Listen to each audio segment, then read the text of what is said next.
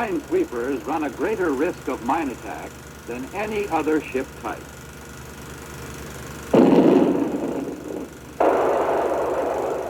Shock protection equipment has been developed to minimize the effects of mine detonation on personnel. This film will show you the use and care of this equipment. Underwater mine explosions produce severe shock waves. These shock waves cause a hammer-like blow to strike the hull of a ship.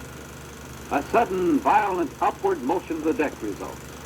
This may throw seated personnel against the overhead or into equipment. Standing personnel could receive a crushing blow to the heel and ankle bones. They could be thrown into the overhead or into other objects by this violent movement. If standing topside, a crewman could be thrown against bulkheads or be catapulted overboard. Equipment is often torn loose, and personnel are in danger of being struck by flying objects. During minesweeping operations, it is important that you wear your helmet and life jacket.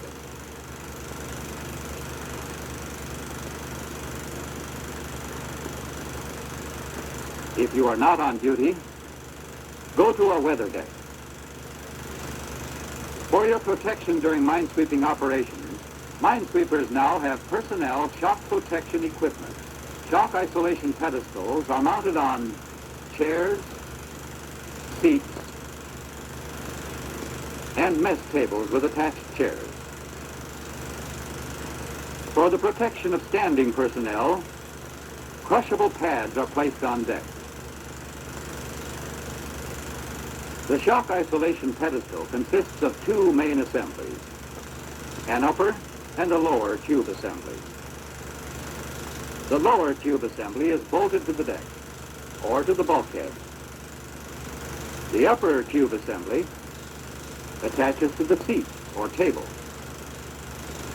The upper tube is free to slide up and down in the base or lower tube.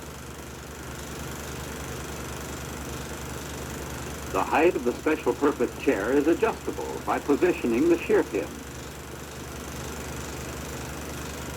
In the laboratory, a shock simulator is able to reproduce deck motions which are similar to those in an actual ship undergoing a mine attack. When a shock loading like that experienced in a typical mine attack takes place, the dummy seated in a standard chair and the ball are thrown into the air. Here, by comparison, we see a man in the shock isolation chair exposed to the same shock loading as in the previous test, but because of the chair, the man experiences only a minor shock. He doesn't even spill the glass of water he is holding, while the ball, which was unprotected, is thrown to the same height as in the previous test. If you are seated on a chair with a shock isolation pedestal, when an underwater explosion occurs, the sudden upward deck motion forces the base pedestal cylinder upward. This force is transmitted to the upper cylinder through a shear pin. The pin breaks, isolating the upper cylinder from any rigid connection with the base cylinder motion. The sheared pin ejects through the spit-out hole. The shock is cushioned by the compression of air in the upper cylinder and the frictional drag of the oil passing through the nozzle. When the shock is over, the compressed air forces the cylinders apart again, and the shear pin locks in place, rearming the chair. The protective deck pad is a waterproof cardboard box containing a thick honeycomb made of paper. In this test, the figure was not standing on a deck pad.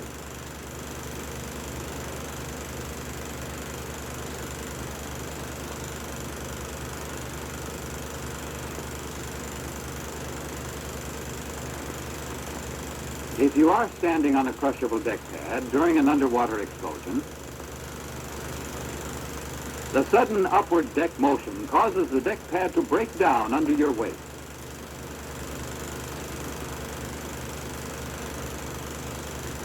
Your feet sink into the pad, and the honeycomb material absorbs the blow.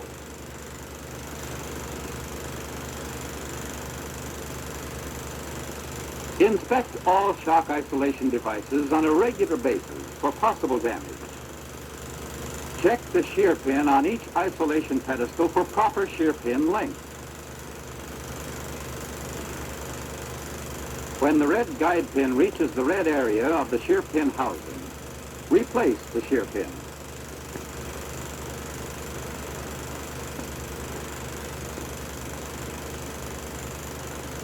Look for damage or crushed surfaces on deck pads. Water, salt spray, or oil can weaken the structure of the paper honeycomb. A weakened structure usually shows a broken surface.